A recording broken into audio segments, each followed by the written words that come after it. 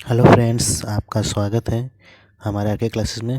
हम आपके लिए लेकर आए हैं जियोग्राफी का प्रेस्टिज सेट, जो प्रीवियस ईयर में पूछे गए क्वेश्चन पेपर है, जो टीजीटी पीटी एलटी या अदर एग्जाम के लिए बहुत ही मोस्ट इंपोर्टेंट क्वेश्चन पेपर है, जो हमारे यूट्यूब चैनल आगे क्लासेस में आपको हर रोज़ उपलब्ध होगा।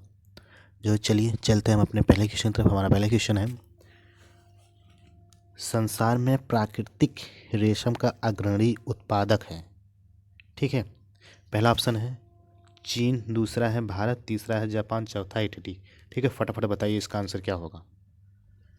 प्राकृतिक रेशम का उत्पादन करने वाला अग्रणी देश कौन सा है इन चारों में से? फटाफट बताइए इसका आंसर क्या होगा आपका।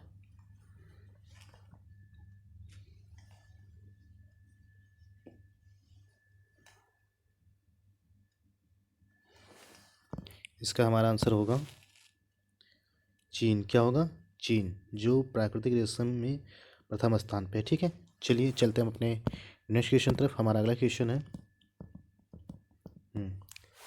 निम्नलिखित निम्नलिखित में से कौन नगदी फसल नहीं है? ठीक है, आपको ये बताना है कि इन चारों में से कौन नगदी फसल नहीं है। पहला है कपास, दूसरा है जूट, तीसरा है चाय, चौथा है गेहूँ। फटाफट बताइए इसका आंसर क्या होगा। कौन सी नगदी फसल नहीं है इन चारों में से?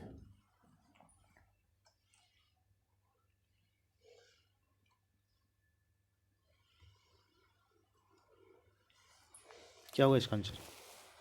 इसका हमारा आंसर होगा गेहूँ। ठीक है, गेहूँ होगा। नगदी फसल उस फसल को कहते हैं, उन व्यापारिक फसलों को कहा जाता है या फिर शामिल किया जाता है जिनके माध्यम से उद्योगों को कच्चा माल प्राप्त हो। ठीक है, उसे नगदी फसल कहा जाता है। ठीक है, चलिए हम बढ़ते हैं नेक्स्ट क्वेश्चन तरफ अपने। हम्म, हमारा अगला क्वेश्चन है, निम्नलिखित में से किस तिलहन से प्राप्त खली पशुओं के आहार के लिए हानिकारक है? ठीक है, पहला ऑप्शन है कपास के बीज, दूसरा है असली, तीसरा अरंडी के बीज, चौथा है रेप सीड। फटाफट बताइए इसका आंसर क्या होगा हमारा।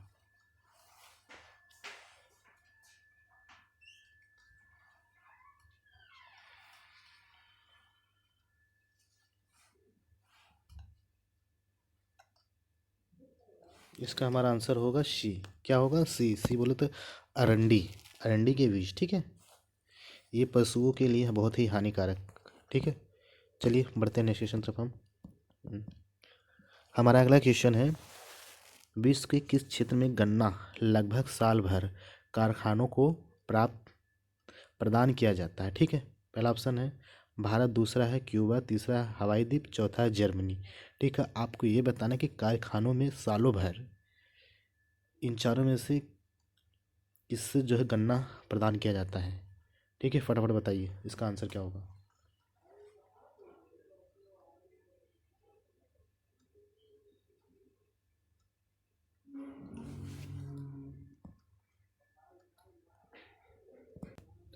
इसका हमारा आंसर होगा हवाई द्वीप। क्या होगा? हवाई द्वीप होगा। ठीक है, इससे जो कि सालों भर कारखानों में गन्ना प्राप्त होता है। ठीक है, चलिए बढ़ते हैं अपने नेक्स्ट क्वेश्चन तरफ।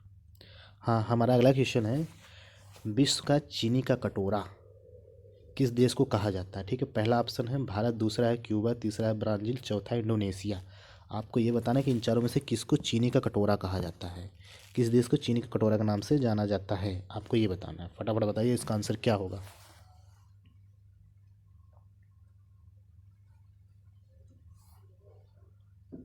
इसका हमारा आंसर होगा क्यूबा।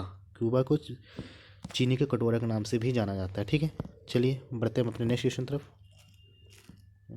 हमारा अगला क्वेश्चन है, निम्न में से कौन सा देश मक्का का दूसरा सबसे बड़ा उत्पादक है? ठीक है, पहला ऑप्शन है संयुक्त राज्य अमेरिका, दूसरा है मैक्सिको, तीसरा है ब्राज़ील, चौथा है चीन। ठीक है, आपको ये बताना है दूसरे स्थान पे कौन सा देश है मक्का उत्पादन में। ये एलटी सन 2018 में पूछा हुआ क्वेश्चन है।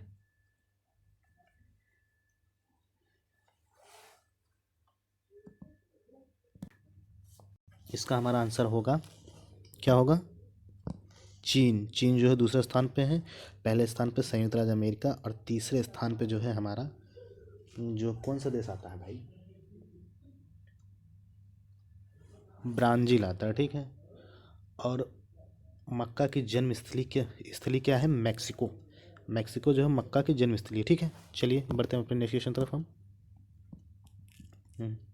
हमारा अगला क्वेश्चन है, निम्नलिखित में से कौन सी फसल सबसे अधिक देशों में उगाई जाती है? ठीक है, पहला ऑप्शन है मक्का, दूसरा है बाजरा, तीसरा है चावल, चौथा है गेहूँ। आपको ये इन चारों में से बताना कि सर्वाधिक देशों में कौन सी फसल उगाई जाती है। फटाफट बताइए इसका आंसर क्या होगा।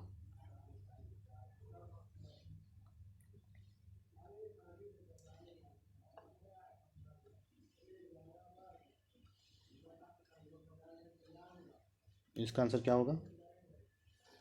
इसका हमारा आंसर होगा भाई, क्या होगा इसका आंसर? फटाफट बताइए। इसका हमारा आंसर होगा मक्का। मक्का जो सर्वाधिक देशों में उगाई जाती है। ठीक है, ये गरीबों का भोजन भी है। ठीक है, ठीक। चलिए बढ़ते हैं नेक्स्ट क्वेश्चन।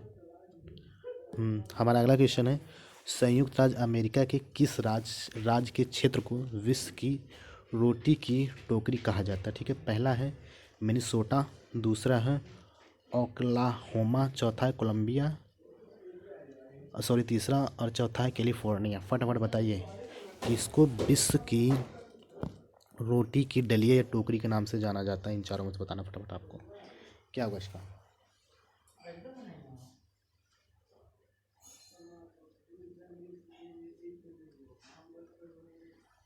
इसका हमारा आंसर क्या होगा? मिनेसोटा प्रांत को विश्व की रोटी की डलिया के नाम से जाना जाता है। ठीक है, चलिए बढ़ते हैं हम अपने नेक्स्ट क्वेश्चन तरफ। हमारा अगला क्वेश्चन है, निम्नलिखित देशों में से कौन सा अपने गेहूं उत्पादन का लगभग 2/3 निर्यात करता है? ठीक है, पहला ऑप्शन है ऑस्ट्रेलिया, दूसरा है कनाडा, तीसरा है अर्जेंटीना, चौथा है जर्मनी। ये सन 2018 एलटी में पूछा हुआ क्वेश्चन है। बताइए इसका आंसर क्या होगा हमारा।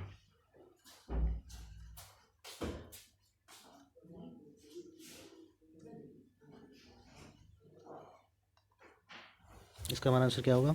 इसका हमारा आंसर होगा ऑस्ट्रेलिया। ठीक है, क्या होगा? ऑस्ट्रेलिया। ठीक है, जो अपने उत्पादन का 2/3 निर्यात कर देता है गेहूँ। ठीक है, ओके। चलिए बढ़ते हैं नेक्स्ट क्वेश्चन तरफ अपने। हमारा अगला क्वेश्चन है, गेहूँ के बीज बोने कामा अंकुरित तथा प्रारंभिक विकास काल में औसत तापमान कितना होना चाहिए? ठीक है, पहला ऑप्शन है 5, दूसरा है 10, तीसरा है 15, चौथा है 20। ठीक है, फटाफट बताइए इसका आंसर क्या होगा। बोते अंकुरित तथा प्रारंभिक विकास के लिए तापमान बताना है गेहूं का कितना होना चाहिए टेम्परेचर।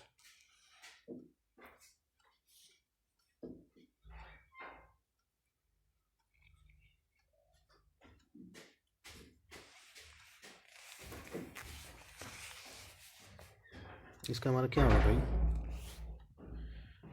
इसका हमारा आंसर क्या होगा? इसका हमारा आंसर होगा डी 20। ठीक है, क्या होगा? डी 20। ठीक है, बोते समय 10 डिग्री टेम्परेचर होना चाहिए। ठीक है, बढ़ते समय जो है 15 डिग्री, और काटते समय जो है हमारा 25 डिग्री होना चाहिए। ठीक है, वर्षा जो है 75 सेंटीमीटर होनी चाहिए। ठीक है, चलिए बढ़ते हैं अपने नेक्स्ट क्वेश्चन तरफ। सॉरी, ये हमारा लास्ट और आखिरी क्वेश्चन है। इसी के साथ आप लोगों को बहुत बहुत धन्यवाद। प्लीज़ हमारे चैनल आर के क्लासेस को लाइक और सब्सक्राइब करिए। बहुत बहुत धन्यवाद आप लोगों का।